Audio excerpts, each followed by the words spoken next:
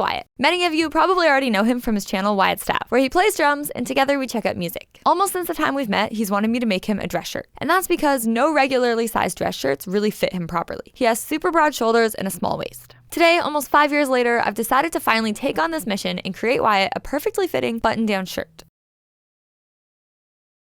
So let's talk inspiration. When I think of well-fitting button-down shirts and just outfits in general, I think of one person, Tillian Pearson of Dance Gavin Dance. If you haven't seen it, I actually go on a massive rant about his style in this video on Wyatt's channel. Click the iCard in the top right to go check it out. So what exactly are we looking for when we're talking about well-fitting shirts? To start, I want the shirt across the shoulders to fit snugly, but without hindering movement. The shoulder seam should sit right at the tip of the shoulder, where that bone sticks out. As well, the body of the shirt shouldn't be too loose or too tight, just a couple inches of ease. The hem of the shirt should sit at the most flattering point on the body, not longer than the crotch and not shorter than the pants waistband. Lastly, the sleeves. We're doing a short sleeve look, so we don't have to worry about cuffs or anything like that, but still, we're looking for that sort of Goldilocks zone where we want it to hit a flattering point somewhere around that indentation above the bicep, and we also want it to fit snugly without being too tight and really just constricting the arm. You want about a couple of fingers to be able to slide under. I also really admire his style because I love his choice of bold prints and colors. Why wear something plain when you could wear something like this,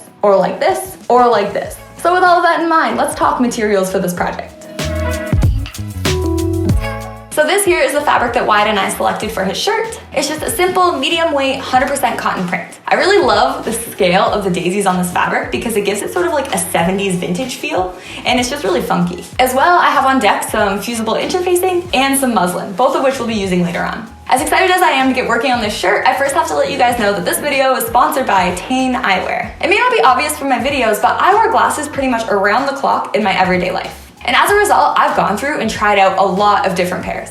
The Tane Henk glasses in shell pink are what I've been wearing for the last little while, and I am absolutely in love. The frames are super light and delicate, and the gold detailing gives them a nice little vintage touch. As well, I've been rocking the Mims sunglasses in black. These are perfect for summer. They're oversized and funky and just really suit my style. Tane also sells blue light filter glasses, super handy for late nights editing when the light from the computer screen just feels really harsh on my eyes. So if you're looking for quality and affordable prescription eyeglasses, make sure to check out Tane Eyewear at the link in my description. So full length is 9, so it's this neck point down to your waist. I'm gonna put some elastic around your waist too. Look how freaky this is. Oh my goodness, you and that book. You got beef with that book since day one.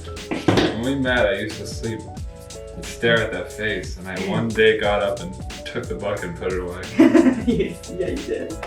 Measuring accurately is one of the most important steps when making anything custom.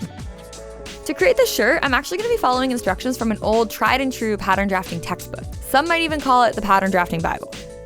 Because I'm using this reference, I need to take and write down all of the measurements that the book specifies in the way that it specifies. Yeah, okay, so forward now. Okay. Oh, you put your arms down? It's hard work being an American. I know, right? 7.5.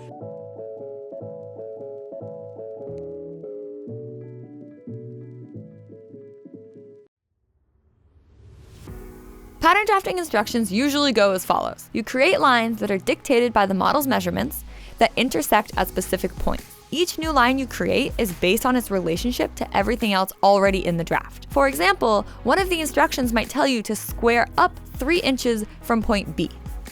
The first piece I'm creating is the back of the shirt. I won't show the front because it's almost the exact same thing, just with a slightly lower neck. Next is the sleeve, followed by the collar and the collar stand.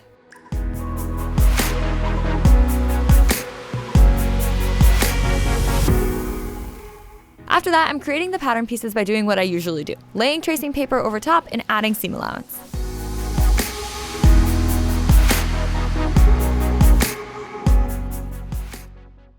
So today is Muslin Sewing Day. What muslin is both a fabric and a term for a rough copy of a garment. So this material right here, this muslin, is basically just a super raw, unrefined, undyed, just crappy cotton material, essentially. It's super, super cheap. You buy it for like $2 to $3 a yard, pretty much everywhere. You can draw on it, you can make notes, you can pin it, you can actually just cut it if it needs to be cut, if something's too tight, and just basically do whatever you want with it. So that's what I'm gonna do for Wyatt's shirt, to make sure that A, we don't waste our super cute daisy fabric, and 2, to make sure that we get the best possible fit. Since we'll be assembling the final version of this shirt again later, I'll whiz through this muslin sewing. While this is just a rough copy and doesn't need to be polished, it's still important to sew it together very accurately so that it's a true reflection of your pattern. Muslins are an incredibly helpful tool when you don't want to waste expensive fabrics. And in high-end operations, there can actually be several rounds of muslins, with the pattern getting tweaked each time until it's absolutely perfect.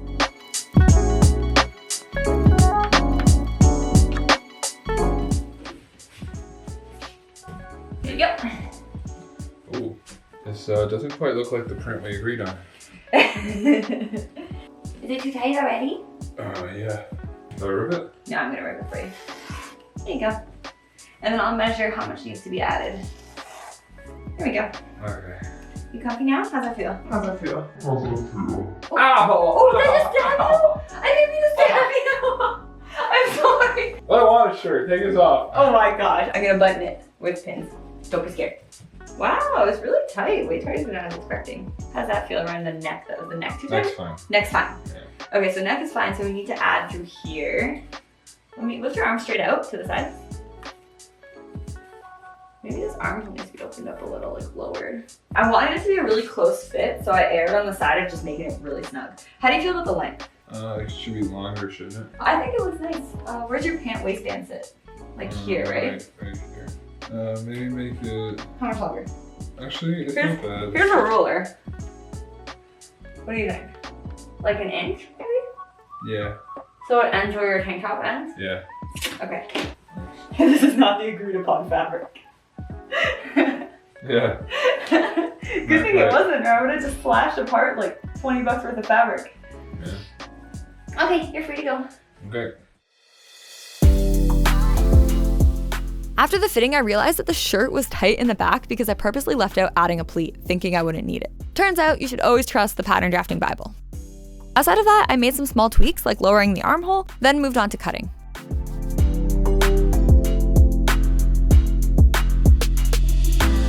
To add a little bit of flair, I decided to cut the inside collar stand out of plain black. This isn't really something you'll see when wearing the shirt, but I thought it would add to the professionalism and the hanger appeal of the shirt.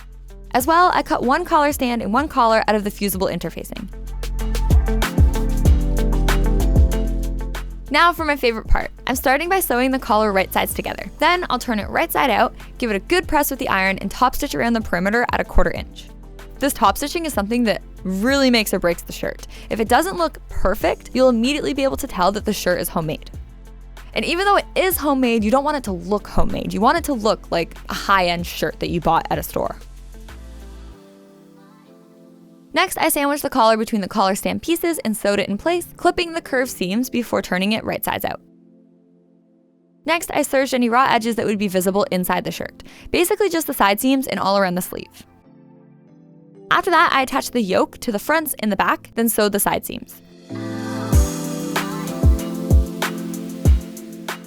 With that done, I hemmed the shirt with a pretty narrow hem, just folding up 1/4 inch twice. The hem has to be done before attaching the button plackets. Speaking of the button plackets, those I have pre-pressed 1/4 inch along one long side. Then I'm sewing the unpressed side to the center front of the shirt, right sides together. I do a little fancy trick at the bottom corner and then turn the placket to the inside of the shirt. That then gets sewed down nice and close to the edge.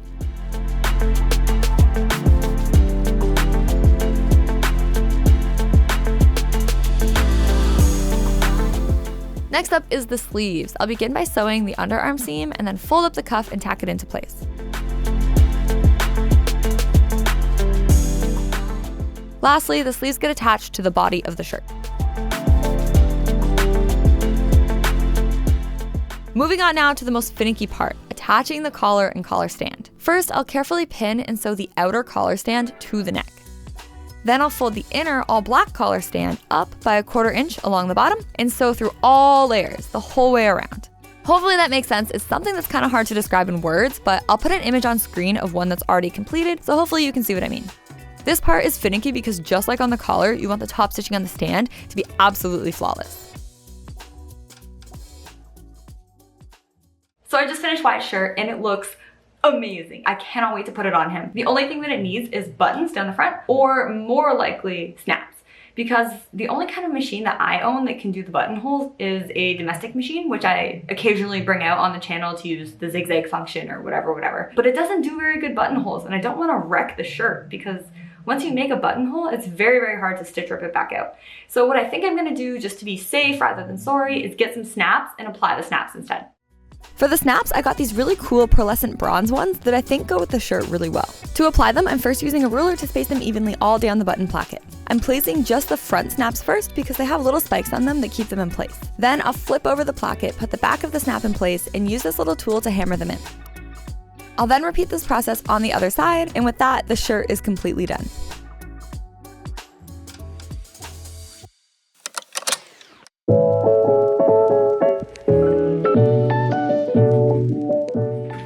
Et voila! Oh, I think. Look at this, full service, right? This is what they would do if you went to like a place that tailors custom clothes. Well, I'm at a place that tailors custom clothes. Yeah, it's called our house. Oh, it looks so good, even just like that on buttons. Look at you! Oh, it looks amazing. It fits perfect. This is exactly what I was going for, with just a couple extra inches on either side of your body. Oh my god! It looks really good. I can't believe it. Well, I can't believe it, but wow. So are you happy with the end result? How do you feel? Yeah, I love it. Yay! It's awesome. Do a little spin, show I that. mean, before I even got to come up here and try it, I was already telling you that I need you to make me more. Yeah, you're already planning, you're scheming. Yeah.